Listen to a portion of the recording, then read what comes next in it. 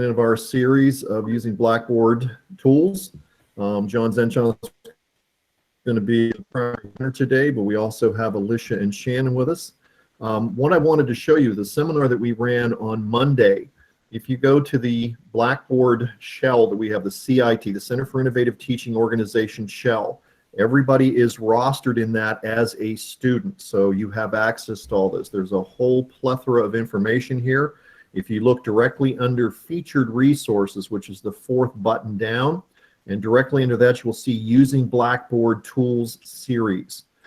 Monday's information, the YouTube is there. We will be putting up the MP4, which may be a little bit clearer for some, but all the handouts that John put up and everything else that we utilized, the slides and all that John put together is posted there.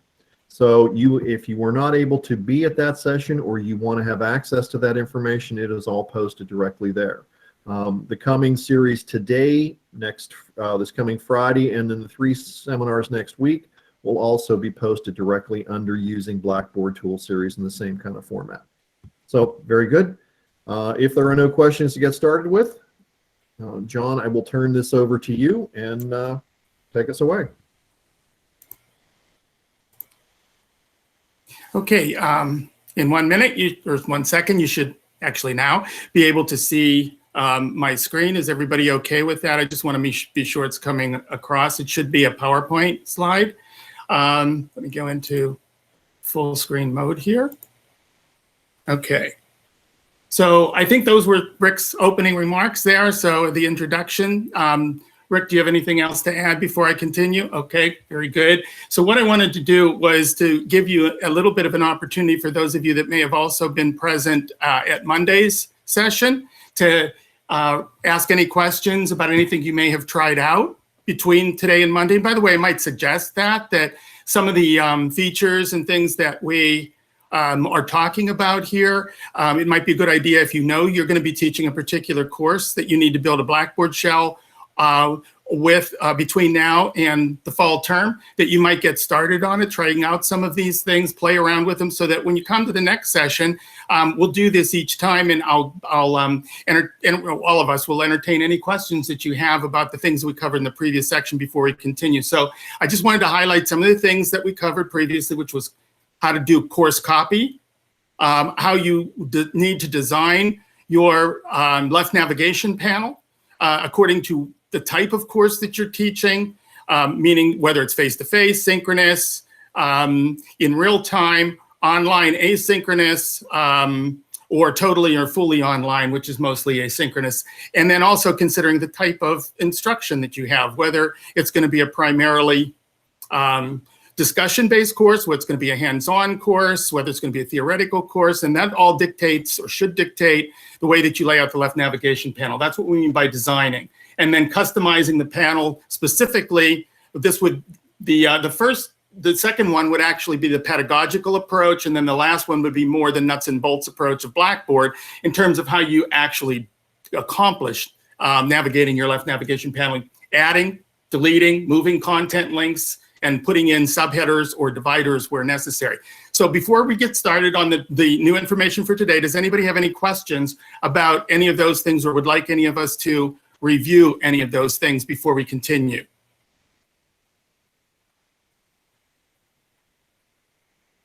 I'm going to take that as a no. Rick, there's nothing in the chat that, okay. I do see a question. How many tabs? I think what you mean, links in the left navigation panel are too many. I hate to keep saying the same thing over and over again, but I think Rick will agree with me that that's really subjective. I think that you can have too few, and then what you're going to end up is having overcrowded information when the students do click on any one link. If you have too many in the left navigation panel going on so that they have to scroll forever to get to the items, then you're probably, defeating the purpose of making it simple for people to find things. So it's a balance.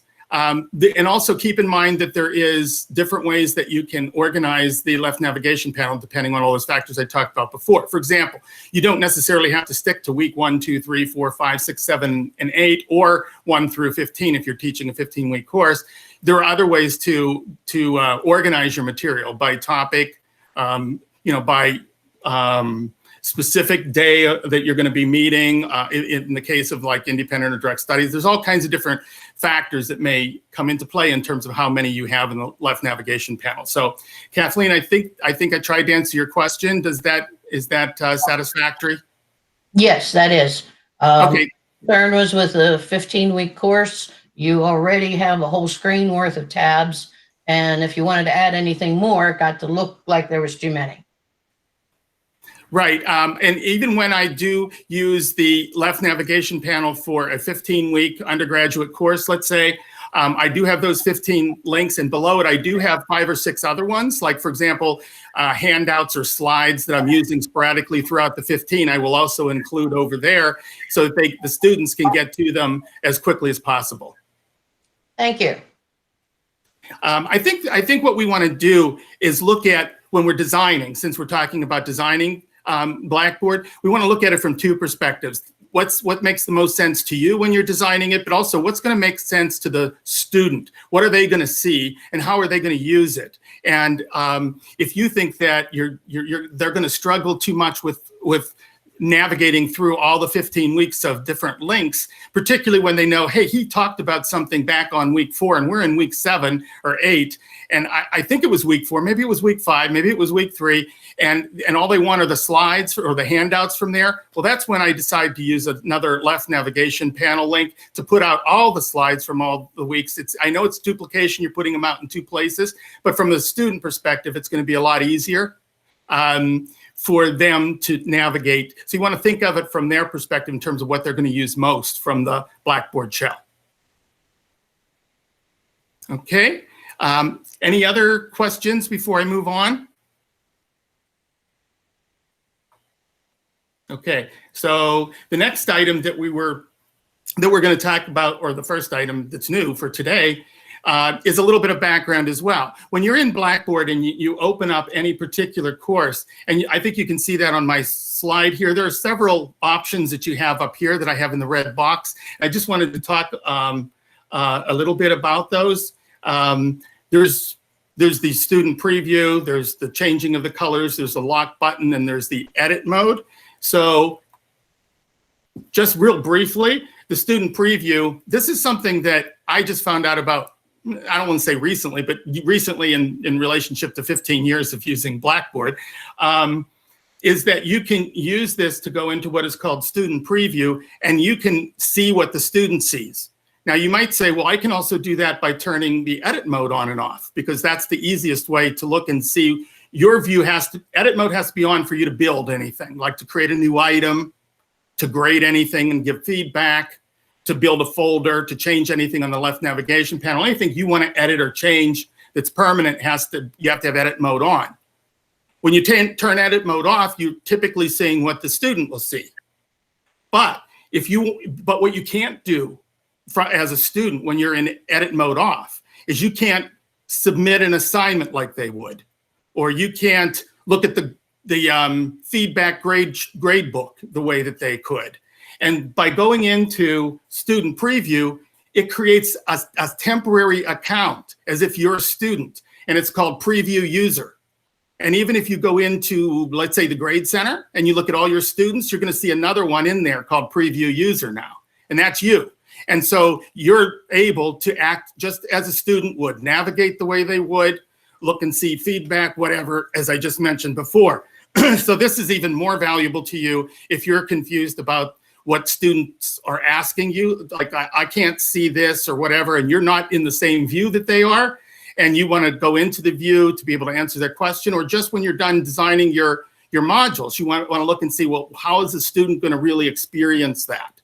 And then when you click out of student preview mode, then it'll automatically take away that preview user. It'll automatically disappear by one of the buttons that you select. You'll have the option of saying, I'm done with it and I'm exiting.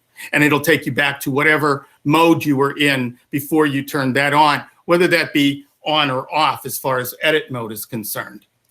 And the other thing that's kind of nice about this up here is the lock. And and I'll talk about that one in a minute. Let me go back here. I wasn't sure what my next slide said. Sorry. The lot, what that means is making your course temporarily available and unavailable to the student. So for example, if you go in there in the middle of the day to make a change to your Blackboard shell, you may want the students not to have access to it for 5 or 10 minutes while you're making a change or what have you. Well, you know how to go in and make it unavailable by going through the control panel. But you can also simply click the lock button and it'll do the same thing. It'll turn it off for student access. And then when you're ready to turn it back on, don't forget though, to hit the lock button again, and it'll appear as you see here as in unlocked mode. So those are just some shorthand shortcuts to some of the things that are in the control panel that you would have access to. And any questions on those before I get into the one that I have highlighted here? I don't know if that's new to anybody, but I just wanted to give a review of those items so that you would have other tools available to you. Hi, this is Shannon. Can you hear me? Yeah. Okay, Hey, great. Hi, how are you? Good. You mentioned this, but I just kind of wanted to reiterate this point. When you go into student preview mode, you can click around and do whatever you want, and it kind of gives you the view that your students will see, like you mentioned. When you leave student preview, you will get a prompt that has a couple options. And I just wanted to emphasize that you always want to select the option that removes any data that or any, I don't know what the right word is. Like basically it kind of erases anything that you did in student preview mode. So for instance, if you did submit an assignment in student preview mode, you don't really want that to show up in your grade book because you're not really a student in your course. And it can kind of throw stuff off and mess things up. So I think that's just something to know, like something that will make your life easier down the road. That's a really good point. Thanks, Shannon. And very soon, right after I'm done talking about this, you're going to be presenting, right, with your screen. So maybe you could just take them in there and show them that real quickly, what that box looks like so that, they're not confused. Okay? Yeah, I can definitely do that. No problem. Okay, thanks a lot. Okay, so continuing along, this little color, half or quarter of a color wheel that you see up here, when you click on that, that's going to take you into one of the items that Dr. Fuller showed you on Monday, where if you remember, we talked about changing the color of buttons, and then Shannon mentioned that you have to be really careful about the colors that you use for ADA compliance and all of that good stuff. Well, when you click on that, what you're going to get is you're going to get this that appears. And what it's going to do is it's going to allow you to change what is referred to as the course theme. And the course themes can be design, color, as you're seeing here, right? This word right here, design, season, structure, or subject as you scroll down here. This is just a shorthand way of changing the overall course theme, and I was even hesitant to show it because I really don't want you to do that very often, as you'll confuse the students in the middle of a course if you change the color scheme. This should be something that you use up front if you want to permanently make a change to it before you start your course. But even then, I would strongly encourage you to stick with the default as much as possible until you get comfortable with it and you get feedback from either instructional designers when you're working on a new online course, or from your students whenever you're working in other courses as to whether or not your template, your color design and style is appropriate for them. The way that you, just to reiterate what Rick said on Monday, when you go into the control panel, there's an option under customization called teaching style. And that's where the previous slide here, that's where this color wheel would also be found. It's just that the color wheel at the top is just a shorthand way icon of getting to this, but it takes a couple of clicks. So first you would click on teaching style. And then within teaching style, there's going to be, I think, 4 different things that come up. And what I'm going to do now, just real quickly, is kind of show you that in live mode. So if you just bear with me a minute.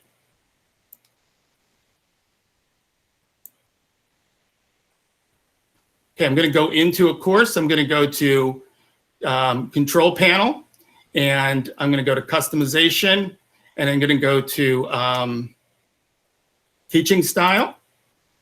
And there are different sections here. One's course structure. One is entry point. So this is kind of interesting. We didn't talk about that, but if you don't always want your students every time they open up Blackboard to see the welcome start here panel, if you want them to be somewhere else, like if you want to go in here each week and change it so that it automatically points to week 1, week 2, week 3 as you go through, that's fine. This is where you would do it. This is what the color scheme, select course theme. That's what is a shortcut with the icon that I showed you at the top. This is the default that's set whenever you get a course shell to work with, and you can change some of these things. This is where Rick was going in and changing buttons right here. So I just wanted to point out that from up here where the other icons typically appear. Anybody have any questions on that before we continue? Okay.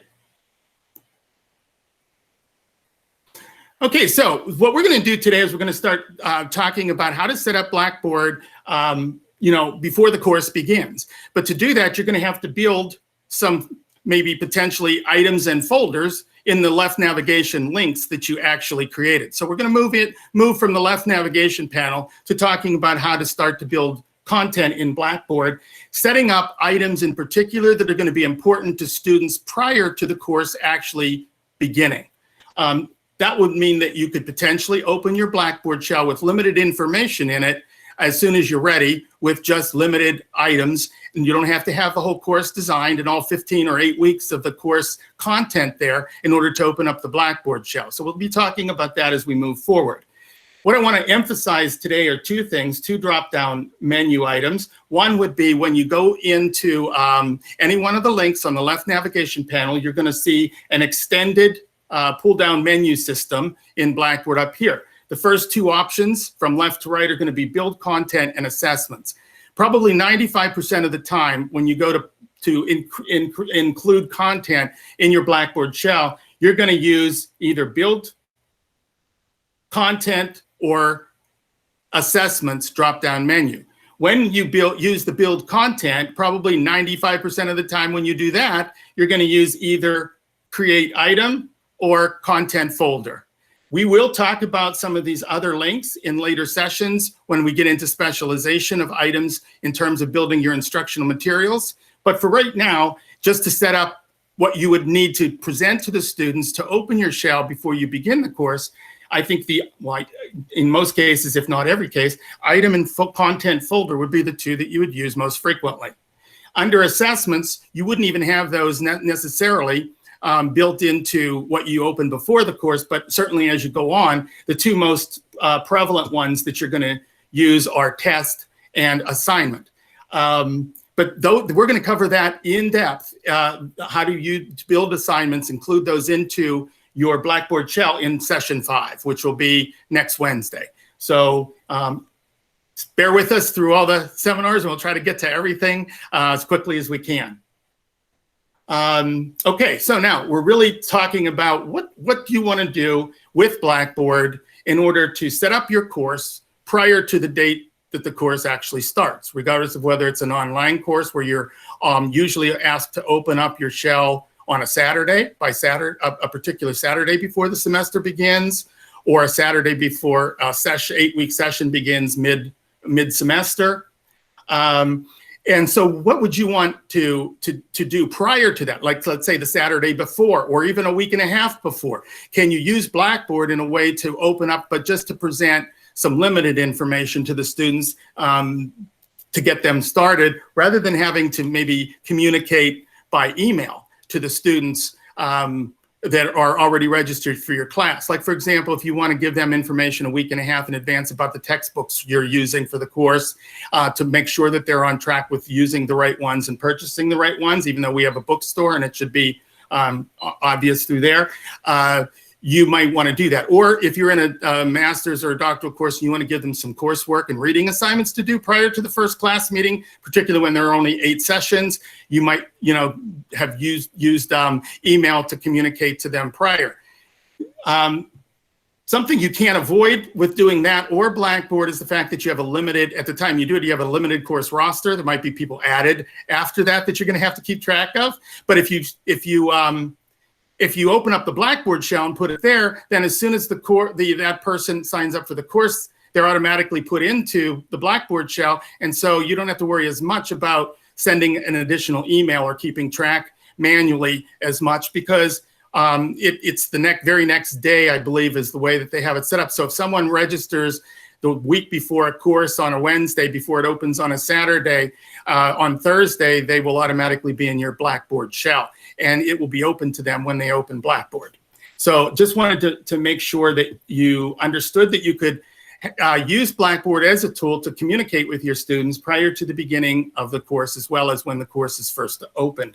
And so some of the things in terms of maybe best practices or possible practices that I've played around with, utilized over the years with regard to using Blackboard in this way, I'm going to show and demonstrate to you, keeping in mind that this is not a CIT directive. This is not something you have to do. These are examples of things that you can do, and you can certainly take those for what they're worth and also modify them in any way that makes most sense to you in your course moving forward. So the things that I'm talking about in particular that I usually try to provide in advance are some type of a welcome message for the students, a course syllabus as soon as you do have it done, textbook information, and optionally, I always provide an information sheet. I send them a Word document form, which they fill out, send back to me before the course begins. And that gives me more information than what I currently have about the students in my class, so that I can better design some of the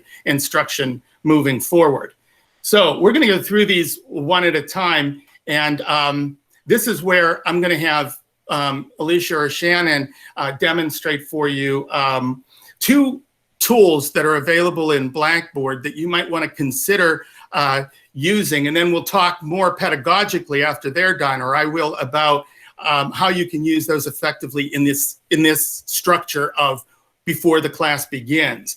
Those 2 elements are using Blackboard announcements and using Blackboard send email. Both of those links are available to you in the template course shell that's available every time you open up a new course. And if you do a copy over, those are links in the left navigation panel that you can copy from any course that you have done previously as well. So you can keep track of all of the announcements and then move forward and make changes to those announcements that are appropriate for this class meeting, as opposed to the one you taught last semester or last year. So I'm going to turn it over to Shannon, I think, right, Shannon, and take you through how you use Blackboard announcements and how you use the send email feature most frequently when you want to communicate with all users in your course.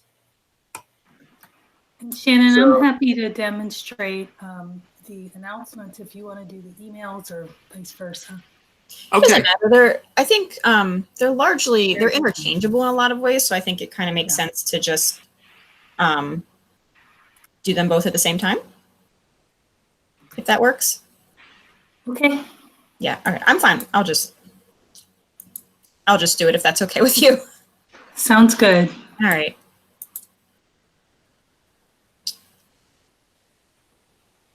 Can everyone see my screen? I'm going to take that as a yes. Okay, so the announcements and the email feature in Blackboard, and here I'm in just a sample course here. As I mentioned, they're interchangeable in kind of a lot of ways. There's a couple differences that I'll talk about, but so in the default course shell, when you first copy a course over, there's a link here for announcements. If you choose to remove that link, you can get to it. I think it's down here in course tools. So just clicking this link down here under course tools will take you to the same place. So when you create an announcement, it's kind of straightforward. You have the subject line, and then you can put any content or text here. You can format it if you want. You can add multimedia. If you've created anything in Blackboard, this should look really familiar to you. You have the option of making it, the default is not date restricted, but you have the option of making it date restricted. So that means you can just choose the time frame for which it displays. So say you don't want it to show up until you have an announcement, you don't want it to show up until, like, you know, after your first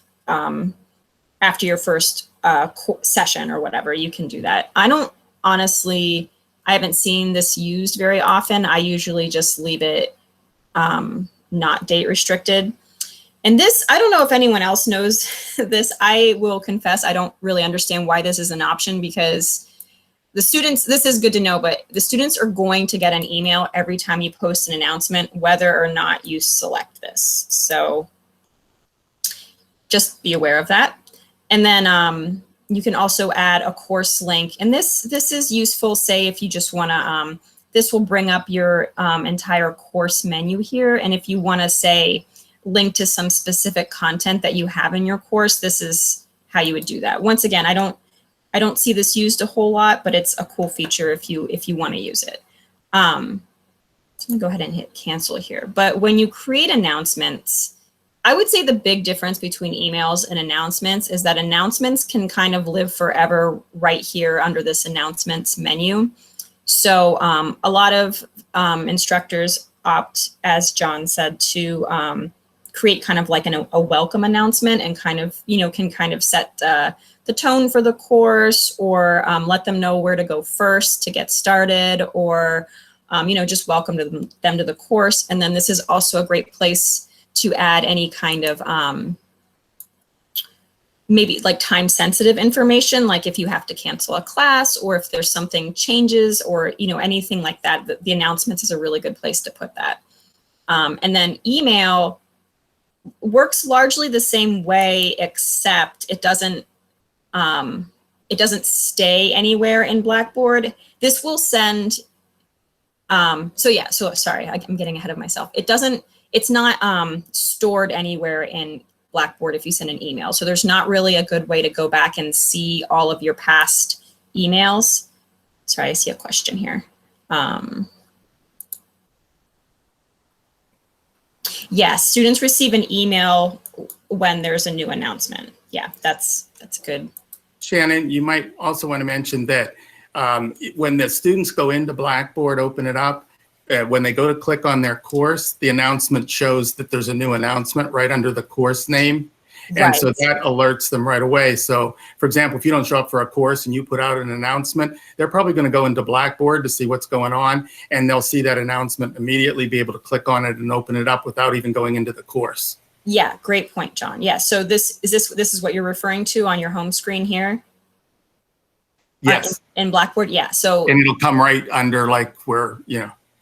right, yeah, that's another Right good under point. the instructor's name. It'll say announcement, and whatever you put in the title of the announcement will be right there, and they can click on it to actually see it. Yes, great point. So yeah, so that's announcements, and then emails. You can really quickly email everyone in your course, every student enrolled in your course, and it will go through they'll see it through their RMU email account. Yeah, so if you click this link right here, and once again, this is also, you can remove this link if you want, and if you need to access the email, it's also right here under the course tools menu. So here, if you're going to send an email, you have the option to email all users in the course, or if you have your users divided into groups, you can email all groups, and there's all these different options for what roles you want to send the email to. For the most part, I think people just generally email the entire group. So yeah, and then the same thing, this kind of tells you a little bit of like how it's going to show up. I have some Joe students and John students and Jill students. So that's all the students in this sample course. But yeah, very straightforward. You can add the subject and the text there, and you can attach a file, and then you can click submit. I would say one other important distinction is that students have access to send an email, but students are not able to make announcements. So that's, in a nutshell, emails and announcements. I don't know if does anybody have any questions? Is there anything that I forgot to mention? How soon, Kathleen, how soon after you post an announcement is it automatically emailed? It's pretty instant, in my experience. I mean, there's always the possibility for a little bit of a lag, but in my experience, it's pretty instantaneous. Yeah, that's been my experience too. It goes right away. As well, I agree with that. Anytime one of the things that I would tell you, if you have, for lack of a better term, an emergent or an urgent announcement that you wish to post in your course, I would send it as an email so you have kind of redundant systems so that they can see it if they pop in or they check their email to go to it. If it's something that you need to have them see and visualize, any kind of redundancy is a good thing. Just a comment I wanted to make about Shannon, when Shannon was talking about when you post your announcement and you have the idea, she showed you how to provide a link to wherever it is that you want them to go. And she did say that a lot of people don't use that.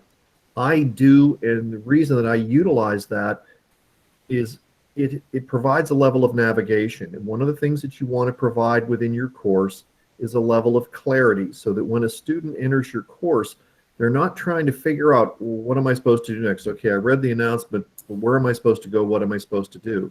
Provide certain clarity in what you're posting in your announcements and what you want them to do with that information. And I always post a link on where I want them to go. If I want them to go to week 1 or if I want them to go to a specific place, you provide sort of a map, if you would, and I provide a navigation button at the bottom of that takes them where they want to go. So they can either go directly to the left-hand button or they can hit the link below. It's just a redundancy. It's a very simple thing to do. It's all of about 10 seconds to click to the place where you want to have them go. It's just a simple thing to do.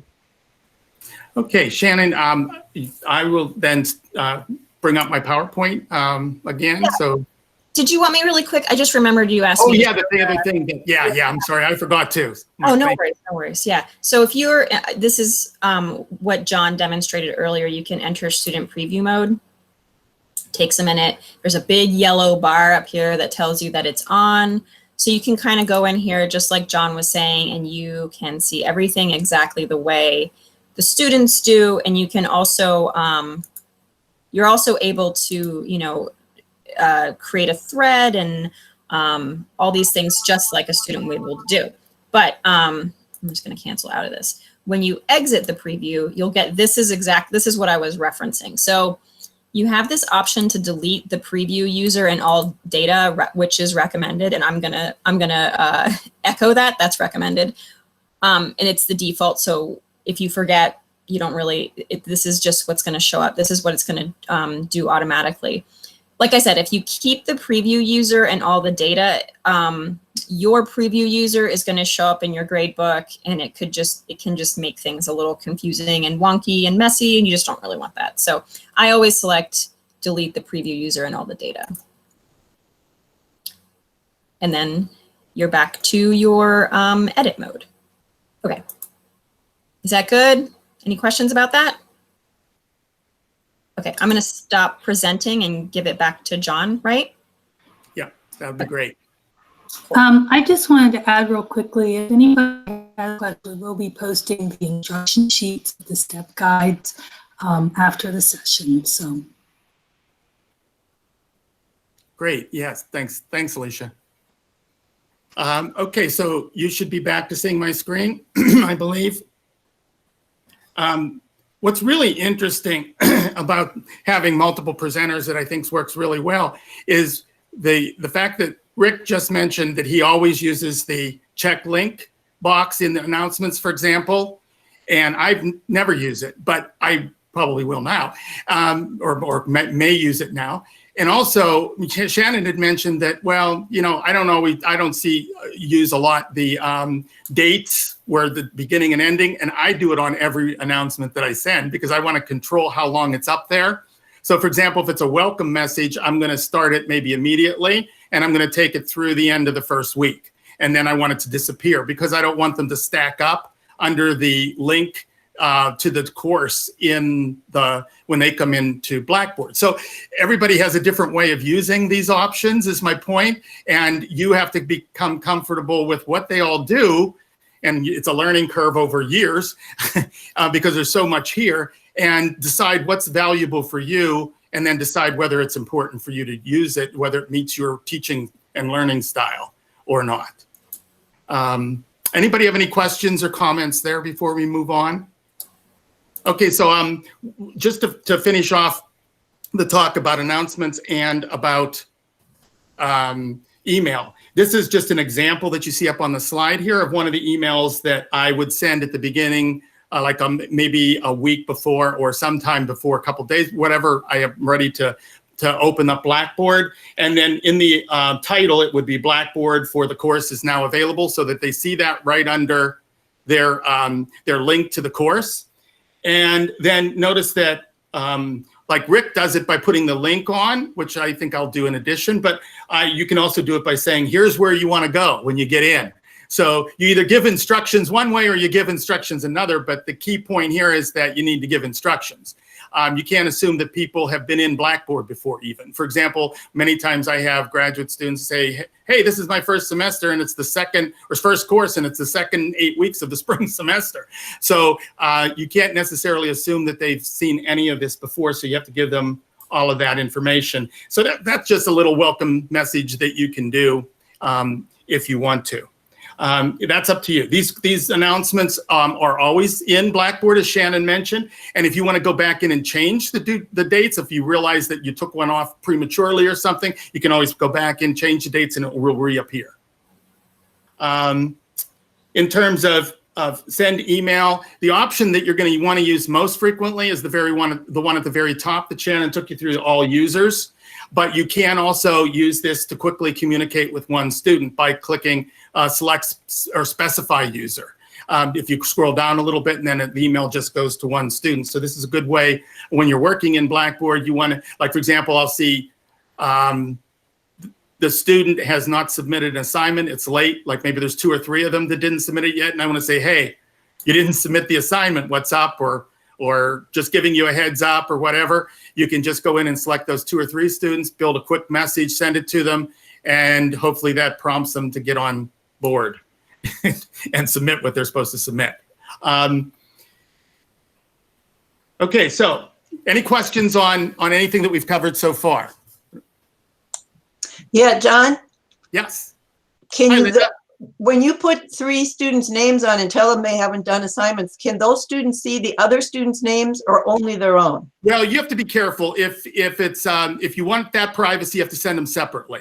They see Okay. everybody's. It'll be just like a regular email. So yeah, either send 3 separate ones or send it to all of them. It depends on how sensitive I think the information is that I'm saying in the email. If it's something very specific, I would do them individually. Okay, thanks. Yeah, good point. Anybody else have a question? Hey, John. Shannon?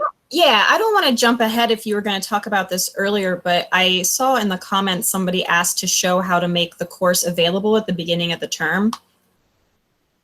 And I Okay, think- well, I can do that, or since I'm being on, if that's all right. Yeah, I was just thinking about it because when you were talking about sending messages to the students before the course starts, I don't know, maybe you know, do they get those announcements even if the course is not yet available? Like, I don't believe so. I always open the course before that. right, okay, yeah.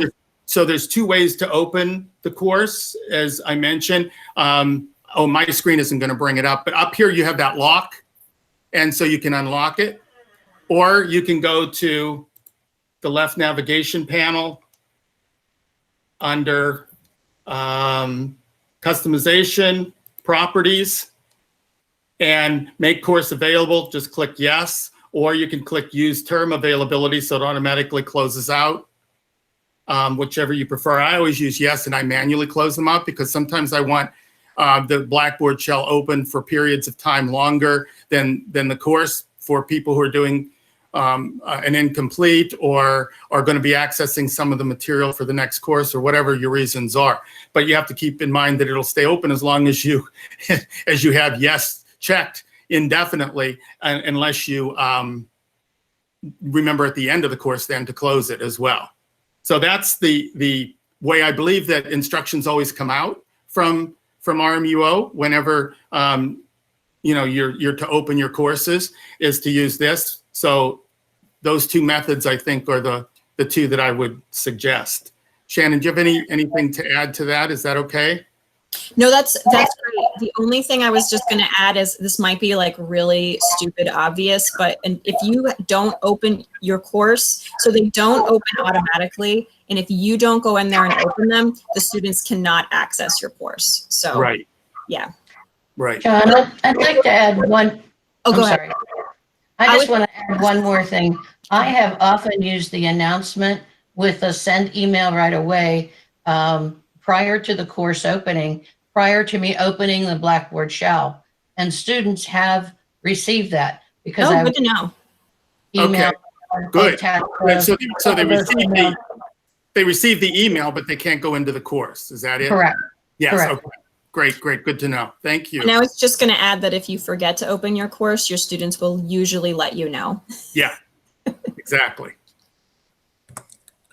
John, what was the first way to open it? Using the lock icon in the upper right-hand corner, it should show that the course is locked. And if you click on that button, it makes it unlocked, which means that it's available to students. Okay, maybe towards the end, can you show that screen, or maybe now? Shannon, would you do it? Because my version of Windows, I don't want to get into the reason why the lock doesn't appear on my screen for demonstration purposes. It's because I have a certain kind of a monitor, and Blackboard's treating it as if it were a tablet, and it condenses what it provides your availability for, and it doesn't have the lock on it. But typically, if you're on a normal computer, it's going to have the lock in the upper right-hand corner. So I'm going to stop presenting. Shannon, you present and show, if you would, where the lock is. So John, I also don't have that lock icon on mine. To be honest, I didn't know that was an option. So that was news to me, but I don't see that on my. Oh, okay. I'm not sure exactly why then it's appearing on some people's screen and not. I use it all the time. It's always on mine. And it's just a shorthand way of being able to open and close the course. I mean, that sounds like an awesome tool, because I kind of think where it is in the menu is sort of not intuitive, but right. Yeah. That's why I was pointing it out. So I didn't know it doesn't appear on everybody's, because I always see it. So we'll have to look into, and we'll get back to it. Exactly. We'll look into it. We'll get back to you on that. So if it's not available to you, like it's not available to Shannon and me on one monitor, but it is on the other monitor, then use the second method. And that's why probably the RMUO office puts out that more detailed explanation for how you open your course by going to the control panel and going to customization, properties, and then clicking on the yes, I'm going to make it available. That's the foolproof way of always making sure that you have control over whether your course is accessible to your students or not, and when. So does that answer your question? I'm not sure who asked the question, but. Yes, that does. Thank you. Okay, very good. Thanks for asking, and I appreciate it. Okay, any other questions before I continue? Okay. Then some other practical things to consider as you think about opening up your Blackboard shell. I mentioned the welcome message introduction. What I'm suggesting is using some subset of this or all of this, whatever you feel comfortable with, if you can see what's written down here, is develop a set of introductory items or a folder containing the items that student will first access in Blackboard. That is after they go through the Start Here button with a new left navigation panel link, and you could call it anything you want. I've used before first class meeting when I'm dealing with face-to-face or synchronous classes. Or what I'll do under week 1, if it's a fully online course, is I'll build a folder called Course Introduction, put it right at the very beginning of week 1. And then in my message that I send to them to open up the course, I'll say, go to the link called Before First Class Meeting and open up the Course Introduction folder and follow through the items there. before we begin our class so that you're familiar with the content. And then you might want to also include in those items that you provide either in the link before first class meeting or course introduction, such things as have them review the syllabus, give them more information about the textbook, make sure they have ordered it, and that it'll be available when you meet the first time. And also, you could develop an introductory video of yourself talking to introduce the course and put a video link in to the introduction. And by the way, that's easier today than it was 3 or 4 years ago even. You don't have to have special video editing software. You can do exactly what we're doing here. You can use Google Meet and record yourself as if you're talking to the class, but there's nobody there. It's kind of weird, but I mean, you'd be talking into Google Meet and then record it, make it into a MP4, which it automatically sends to you, and or a YouTube video and upload it, and then put it into Blackboard. Now, we're not going to show you that all today, but we are in one of the sessions coming up. So if you are interested in doing that, you will see how to do it in one of the later sessions. Or if you don't like people looking at you while you're talking that much in the videos, and you look and you want to do it in your pajamas instead, you know, and you don't want them to see you, think about using PowerPoint, a tool you're already familiar with, and do voiceover slides and convert it to an MP4, which is very easy to do. And then that becomes your opening video. And I'll be showing you examples of both of those because I've done both of those and used all of these items in the past as we go through here. But those are just some ideas, again, for how you can better make a connection with your students before the course even begins, give them an appropriate welcome, and make them feel like that they're going to be engaged, and you're going to engage with them as you go through. And one of the later sessions too, Dr. Fuller is going to talk more in depth about the whole concept of instructor presence and why that's so important, not just as you open the course here, but also as you go through the course each week until its conclusion. And anybody have anything to add there or ask questions about?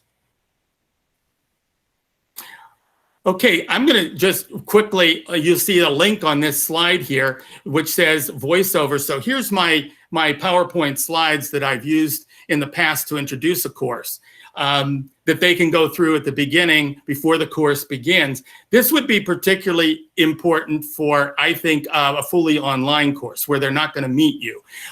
If you're going to meet with them anyway, face-to-face, you don't need to do this. I mean, this is, in other words, what you would do probably at the very beginning of your first class, is you would talk about yourself, you'd have everybody introduce themselves, you would talk a little bit about the course, you'd go through some important highlights from the syllabus and so on. But if you're fully online, you're trying to replicate that in some way, then you may want to consider something like this. So you can see the sound icon so they can actually hear you as you're talking through each slide. So what I do is I take little snippets from my course syllabus.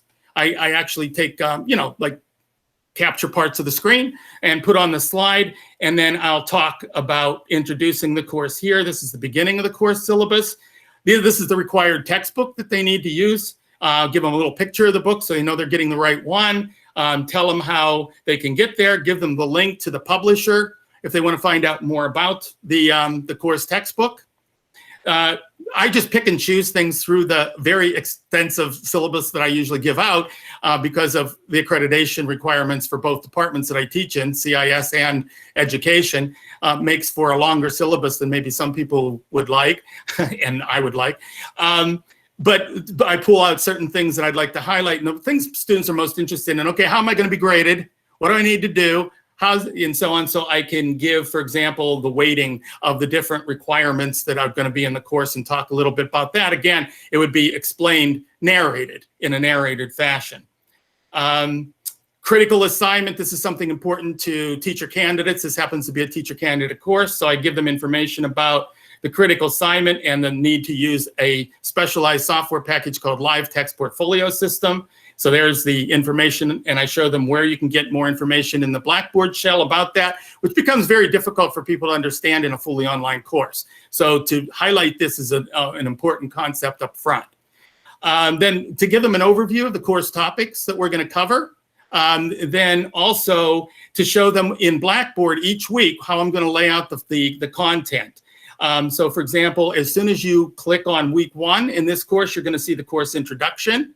And then you're also going to see a folder that I built on topic 1 as we begin topic 1 in the course. So this is going to be by topics within the weekly links.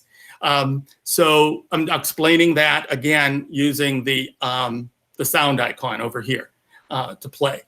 I would play some of these just to show you, but I don't want to do that because the feedback is horrible through Google Meets when you try to do third-party voiceovers. The course outline in more detail of what you're going to be doing with regard to each of the topics in the course, and I talk about that and have them, if they haven't already read through that, to read through that in the syllabus. Talk about the weekly outlines that they're going to see in Blackboard each week, the welcome message, the objectives, an overview of what assignments are due that week, the readings that are due that week, the discussions that are due that week. So I just kind of cut and pasted from, I think this was week 1, what it's going to look like in this course, and talk about that. You'll look for this consistently at the beginning of each week when you open up each week. And then any wrap-up comments that I want to make. So that was just to show you one way that you can introduce the course up front. The nice thing about that is that if you're careful about what you say in the voiceovers, you could potentially use this in multiple semesters as well. Like, don't say, well, during this fall semester, we're going to. If you make it more generic, you won't have to go back and edit this quite as much in order to be able to use them in the future. So does anyone have any questions about that before I move on? Okay. The next thing is making the course syllabus available. The template that's provided for you automatically strongly suggests that you make the syllabus the number two thing that you make available when you click on the Start Here link. And I agree, and I always keep it there because, other instructors do it. It's routine, and I think that that the majority of people have it there, so they're going to gravitate to looking there. But you might want to also provide it elsewhere, like, for example, in the introduction folder under week 1, when you want them to actually review the syllabus before the course starts. The third item would be the textbook information. The textbook information, again, the students already should have it, yes, but I've run into too many situations where something got miscommunicated between what the bookstore had, new version of the edition of the textbook coming in, and just to avoid problems, I always I overkill it and make sure that I provide separate information. So, for example, in my doctoral class that I just taught this past 8 weeks, I'm going to open up a Word document file that I created that I send to my doctoral students in advance, and also make available, if it's an online class, in the course introduction, or what you need to do before the course begins when I open up the Blackboard shell in advance. So what I'm doing here is there's actually 2 required textbooks for this course. So what I do here is I tell them, okay, this is the required textbook. This is a picture of it. This is a link for how you get to the textbook for the publisher. This is a description of the textbook. And by the way, there are, I think, 10 chapters, but you're only going to have to be required for 6 of the 10. And I tell them which chapters that they're going to need to read. So if they want to start reading in advance, they can. Remember, this is a doctoral course, not an undergraduate freshman course. So I probably wouldn't do this for an undergraduate freshman course because nobody would read it ahead of time anyway. And very few of my doctoral students do either, but that's a whole other thing. The other thing I want to point out is that I always give them the APA, in this case, 7.0 citation, because I want for the textbook, because I want to reinforce the fact, and especially in this doctoral course, that they need to submit everything in APA. So I don't want to violate that myself. So in the syllabus, as well as in this document, you need to kind of practice what you preach. And so when you're giving them information, I think it's important to put it in the format. If that's important, again, in a lot of courses, that's not. The second book, same thing. I give them the same information all the way down through the chapters that they're going to have to read from that book during the course. And then this was unique for this particular summer because we just shifted from APA 6 to 7. And we're asking them, because we just shifted, and they're going to have to shift too, that they also need to purchase the newest edition, the 7th edition of the of the APA manual. So they should have all of this available to them then when they actually start the course. And that's what I don't want to have to wait till the beginning of the course to give them all that information and then have to, especially in an 8-week course, and then have to wait another week before they get their textbooks or get them all or have them. They kind of get the sense that I'm pretty anal, I guess you could say, about this in terms of having the right books, because even in online classes, if they have any struggle at all, they email me generally ahead of the course beginning, and they say things, oh, I couldn't get my textbook, it's not going to be available until next Wednesday, is that okay? And then I just reassure them that it is. But I'd rather have err on the side of caution and have that than have them not have the materials available to hit the ground running with the first class and moving forward. So any questions on that? Again, what we're trying to do here is give you some ideas of things you might want to consider providing to the students using the Blackboard tool prior to the course beginning. Okay, the last item here is what I refer to as an information sheet. And again, I know this is optional. This is up to you. I've used it for probably 20 of the 31 years I've taught, when somebody else 20 years ago introduced me to this concept, and I really like it. It works for me. It may or may not work for you. But at any rate, what I asked them to do up front is to fill out a Word document form that gives me information about them so that I can better know them as I'm planning the course, continuing to plan the course structure and try to maybe tailor some things to them. And then also, especially in an online course, I can refer to them by name. I'll know a little bit about the fact that they are working, they're a teacher at Pine Richland, and they've been the teacher for 10 years and all that kind of stuff. So the link here, I'll just show you real quickly. This is the actual Word document that I use, and this is a Word form. So the only way that they can use this, see, I'm clicking everywhere and nothing happens, but if I click here, then they can type. So there's ways in Word that you can build a form like this. It's kind of similar to a Google form, except it's a Word form. And I just have used this for years, so that's why I didn't convert to Google. But at any rate, these are all the information I'm asking them to provide. Check boxes. You can have open areas. You can also have areas where you restrict the number of characters, or you can make them numeric fields or alphanumeric fields. Down here, describe your reason for pursuing the doctoral degree. What's your area of interest, and what are you thinking about for your dissertation topic, so that I can have more information about them before the course begins. And then this is really why I have it too for every course, including freshman courses. This isn't just for doctoral, because I reiterate what I learned a long time ago, years ago, which I assume is still in effect, but I'm hoping. The Robert Morris Civility Code, so I actually have them agree to this. I have them say, which is all-inclusive, I have read the entire course syllabus, including the sections on RMU academic integrity and RMU plagiarism policy, and I agree to the terms set forth.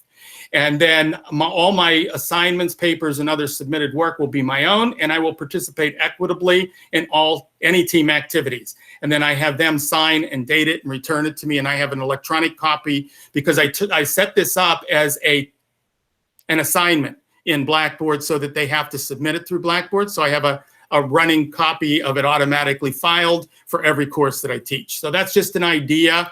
If you think that's important, or to modify that concept in some way as something you do before the course begins. So again, just to reiterate, open Blackboard as early as possible within the week or even before. Make the Start Here link available at a minimum, the welcome message, the syllabus, etc. For face-to-face and online courses, or virtually rotated courses, which we'll be talking about for the fall, you might want to make a separate link in the left navigation panel called Before First Class Meeting, and then put all the things you want them to do, like review the syllabus, get the textbook, etc., fill out the information sheet or whatever there. But for a fully online course, which is going to be mostly asynchronous, which is the way most fully online courses have been and will be taught for some time to come, I think, only minimally including segments of synchronous because of the expectations on fully online students in fully online programs. Make a separate folder, as you saw in one of my previous slides, called Course Introduction, available in week 1, so that they see that that's the very first thing they're supposed to do before they begin. You can also decide to make other content available as you like. Does anybody have any questions or comments on that? John, this is Alicia. I do have a comment. I love your information sheet. There's a lot of great questions contained in there.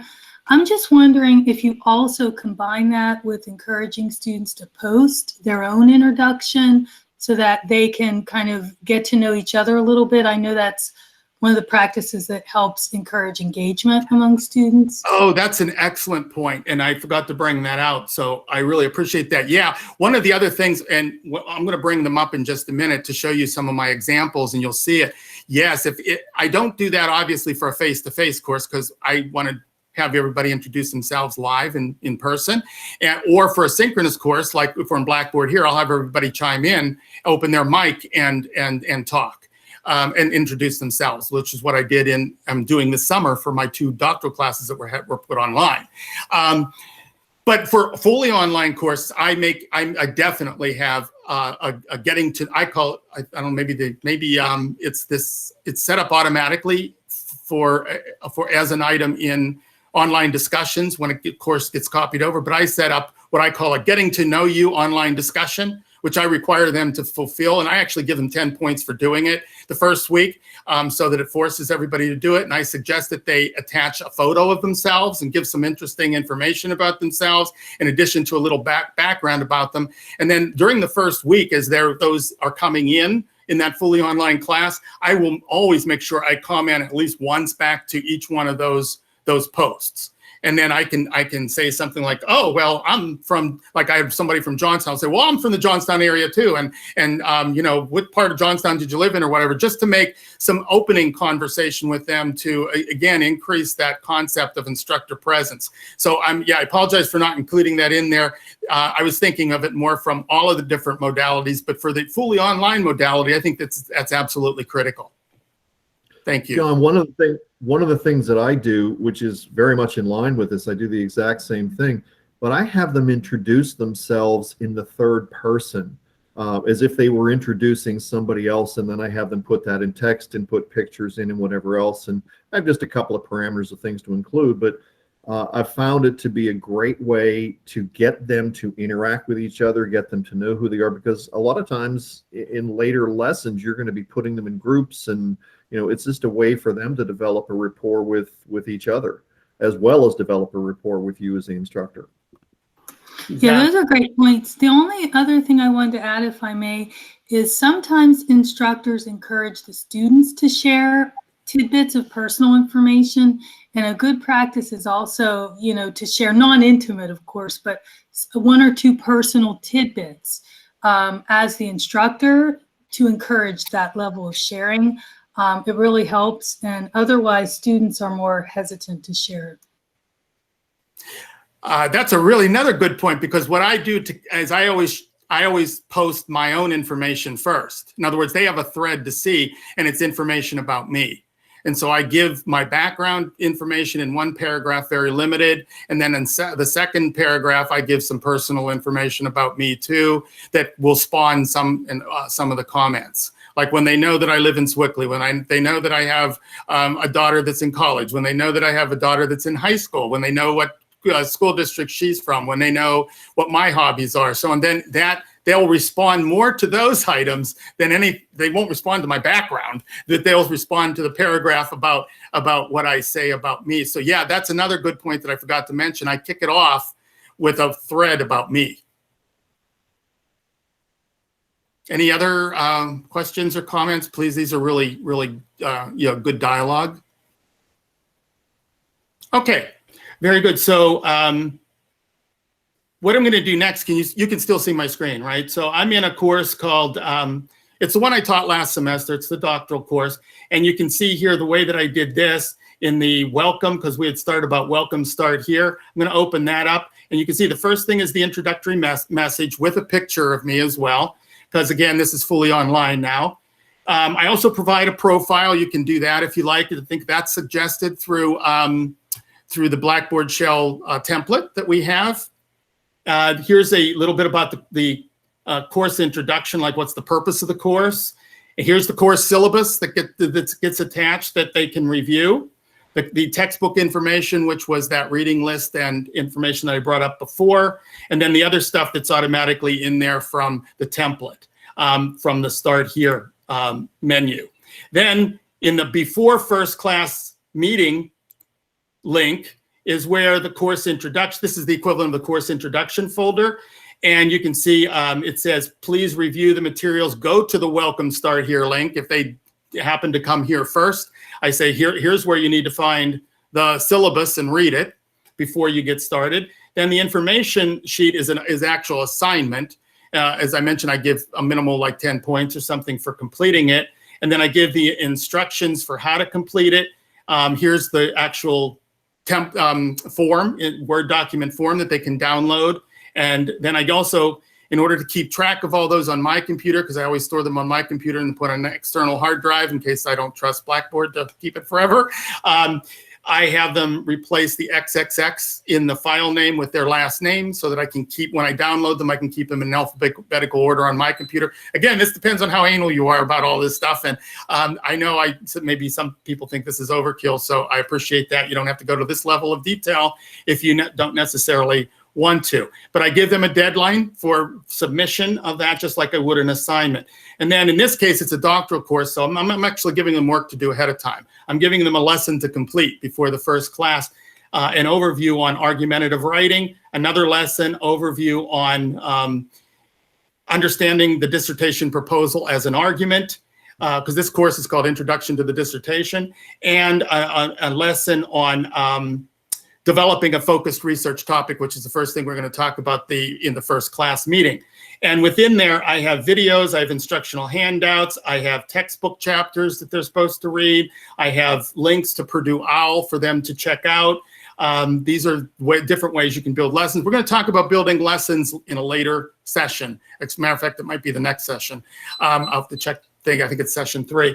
And then also what I did, since this was the first online class meeting, it's synchronous, we're using Google Meet for the first time for them or second time for them, whatever, this is the instructions on how to use Google Meet. And I have a handout on how to use it and etiquette that's necessary, explaining all the buttons that you're using right now and how to use those so that they can use it as a review if necessary. And then I cut and pasted the link from the calendar when I created the link for the synchronous session and put it into here as well so that they could see from 2 different perspectives how they can actually get into the course. So again, that's just a quick overview of a synchronous course when you're opening up a synchronous course. Now, when you go to open up a different type of a course, let's look at, for example,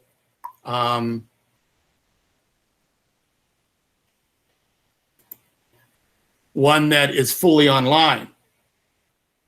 One that's fully online in the welcome, you're going to have basically the same thing. There's a different picture of me, but an introduction, a profile, course introduction, syllabus. This is pretty much the same. And by the way, if I make any revisions to the syllabus during the middle of the course or whatever, for whatever reasons, in this case, it was necessary because of us going totally online, and so I wanted to tell them some things about changed office hours.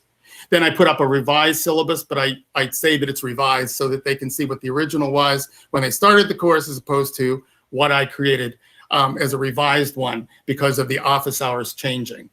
Let's see. Another link in the left navigation panel, as I mentioned before, notice that there's nothing about before the course starts, but in week 1, the very first folder is your course introduction folder. And in here is where I have the same typical kind of information.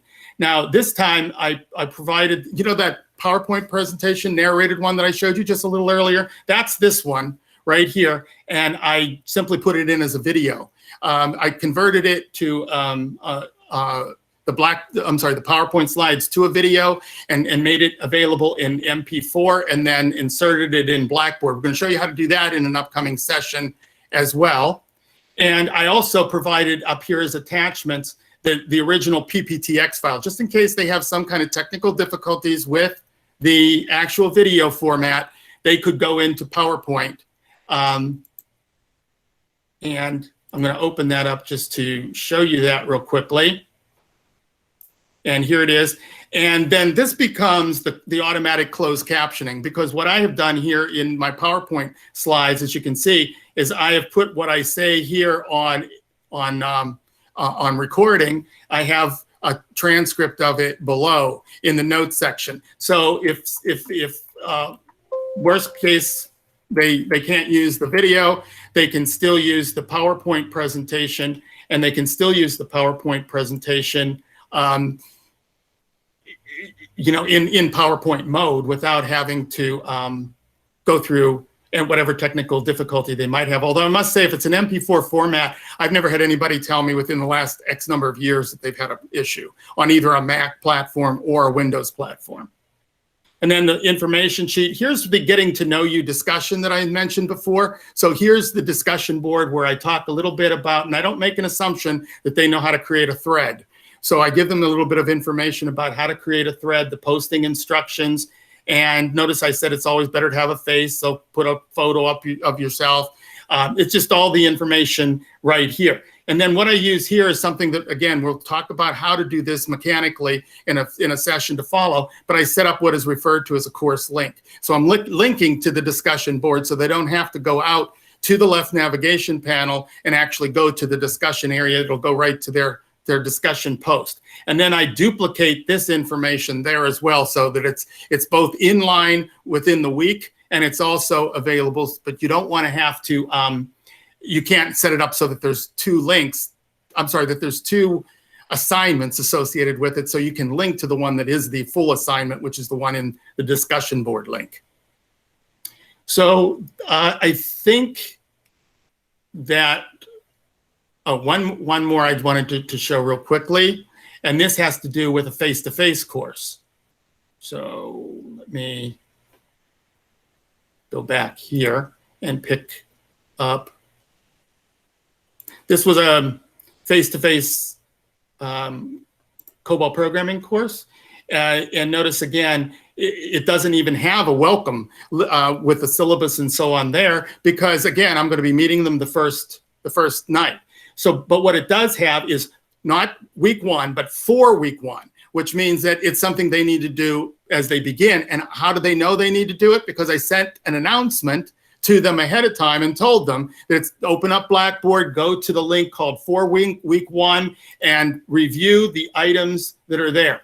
And that would be read the introductory message, review their syllabus, obtain their textbooks, watch a little video, and complete and submit the information sheet to me. But again, here, notice, because it's a fully on-ground class, face-to-face course, there's no reason to have a getting to know you session. We'll get to know each other in the first week of the course. So you can see how what I'm trying to get across here, I think, or I hope, is that there are multiple ways to configure and customize the information that you provide to the students before the course begins, depending upon lots of factors, not one, least of which is to mention the type of course content, but also factors such as whether the delivery mode is going to be face-to-face, whether it's going to be synchronous online, whether it's going to be virtual rotation, whether it's going to be hybrid, whether it's going to be fully online. And you might want to tailor your information based on what type of modality you're teaching, which makes it all the more important that we soon get our schedules finalized for fall, but I won't go there. Okay, so anybody have any questions or comments about anything that I've presented here? No? Surprised. We're willing to take questions, right, Rick?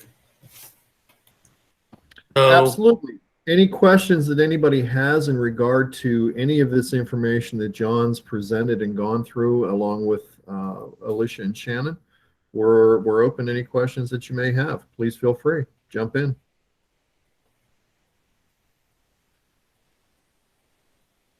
Okay, one of the things that Rick had mentioned at the end last week, and I'll let him, have concluding remarks here as well, is any suggestions that you have for more in-depth sessions in the future, building on some of the concepts that were here. Now, I know I mentioned many times that we're going to be taking a few of these items for sure and elaborating them on, because we're only in session 2 and we have 6 sessions. So we will be going through in depth some of those. So I get the point that you might be waiting to see if it's going to be presented later. But with regard to anything here that you think for sure really needs to be emphasized further, either let us know now, or you can send Rick an email. I'm assuming I'm speaking for Rick, but I think he would agree.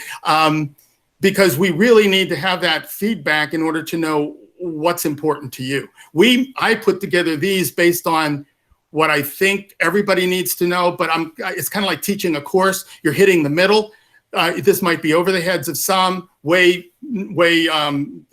too inferior or simplistic for some who are already know Blackboard a lot. But I'm trying to balance it so that it's at least an overview and important for everybody, no matter which courses you're assigned to teach in the fall, which modality, and also what your content area is. So if you have any suggestions for us, please.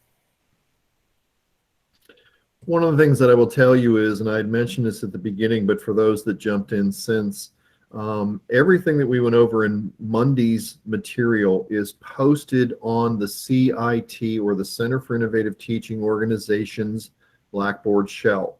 It should show up at the bottom of everybody's list of courses as you enter into Blackboard. If you do not see it there at the bottom of that's on the right-hand side, please email me. It just may simply be you need to be enrolled in the course. It's not that big a deal. It takes me all of 2 seconds to do it, or we can get Nicole to do that for you.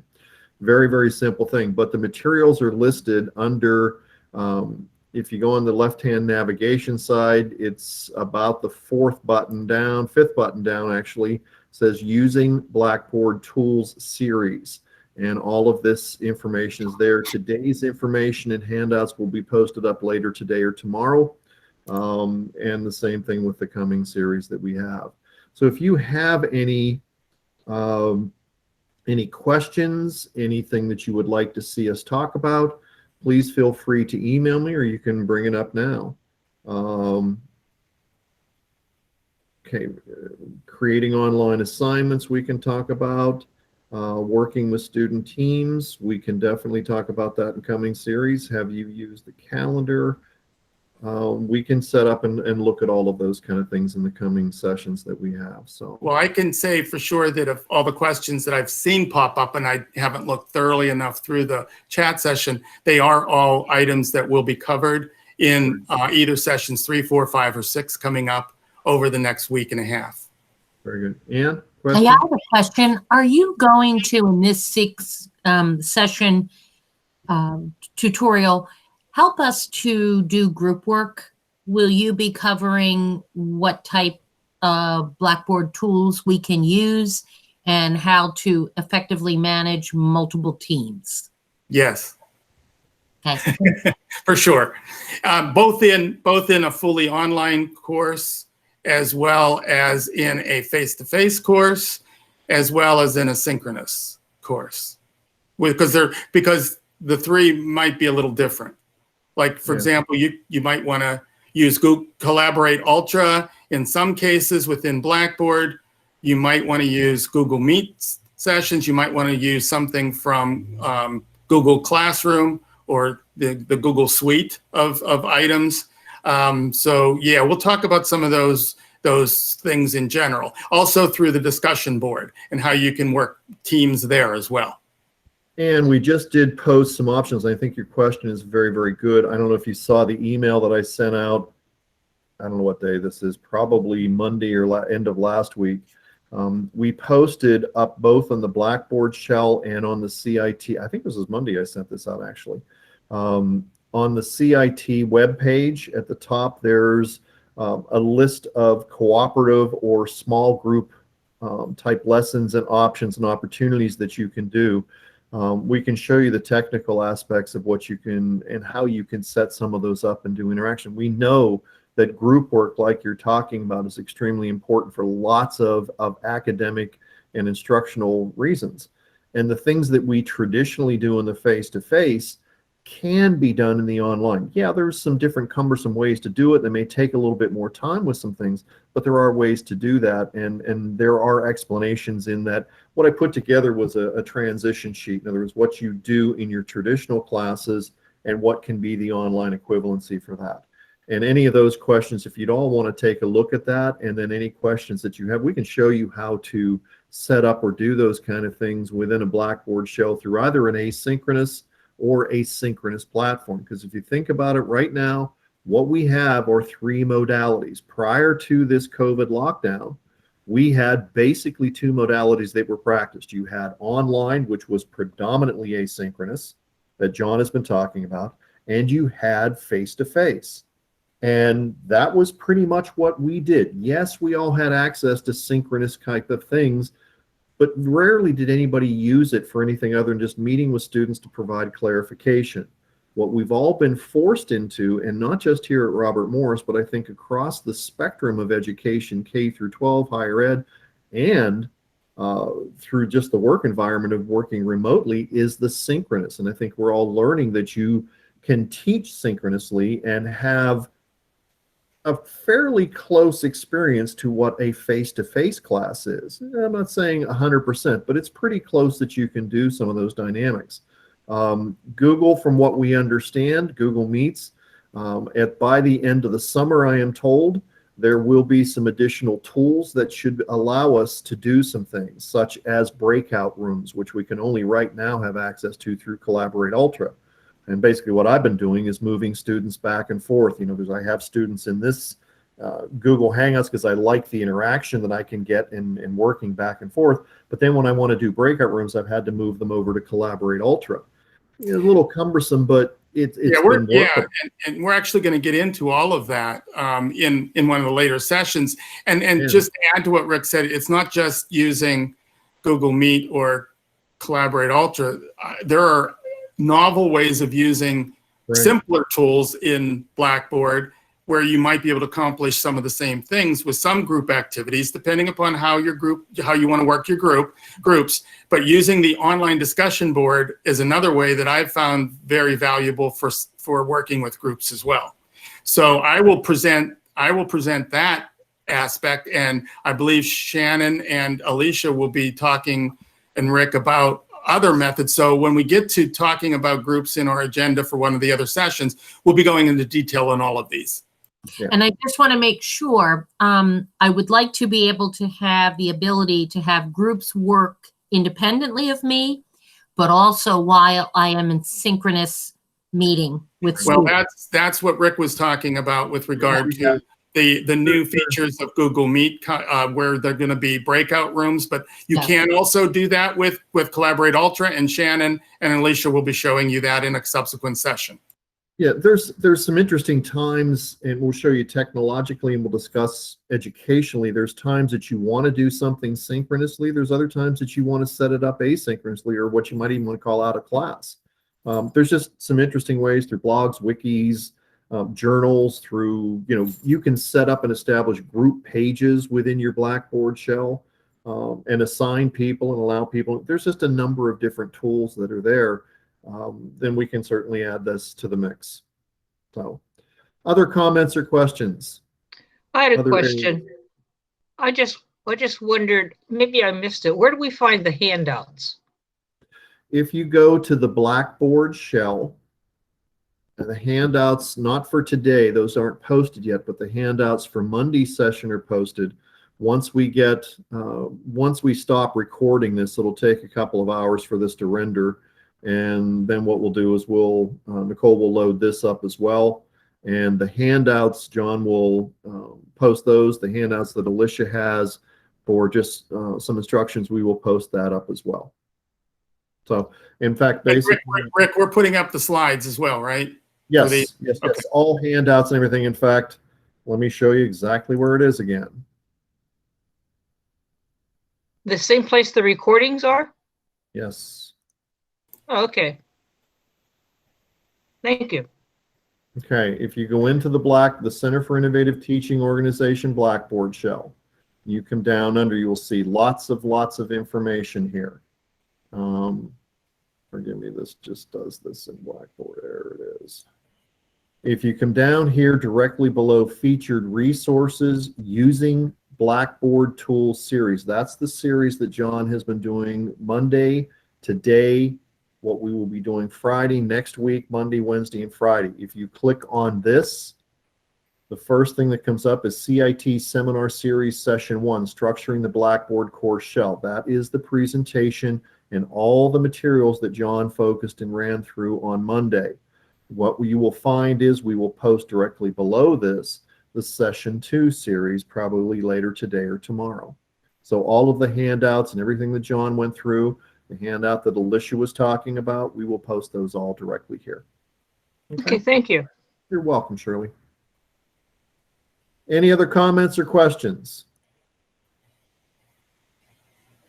Okay, thanks everybody, because I really wanted to try to keep this to an hour and a half, and it looks like we're able to do that. So I appreciate it. If I am going too fast when I'm going through this, let me know. But keep in mind that the recordings are out there, like we've been saying, and you can just slide back and forth and ignore the pieces you don't want to get to, and try to find the piece that you need on a regular basis. So, oh, and by the way, we will be putting out both versions. For each an MP4 version as well as a YouTube version.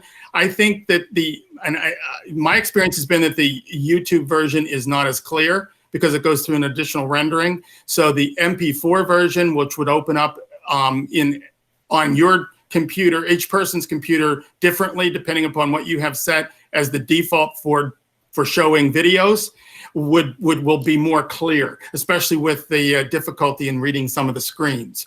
When they're kind of small. So I would suggest starting with the MP4s when they're available because they have potential more clarity than the YouTube links, but they both should work and give you exactly the same thing. And they should, one of the disadvantages of the YouTube, of the MP4 is that it won't be closed captioned.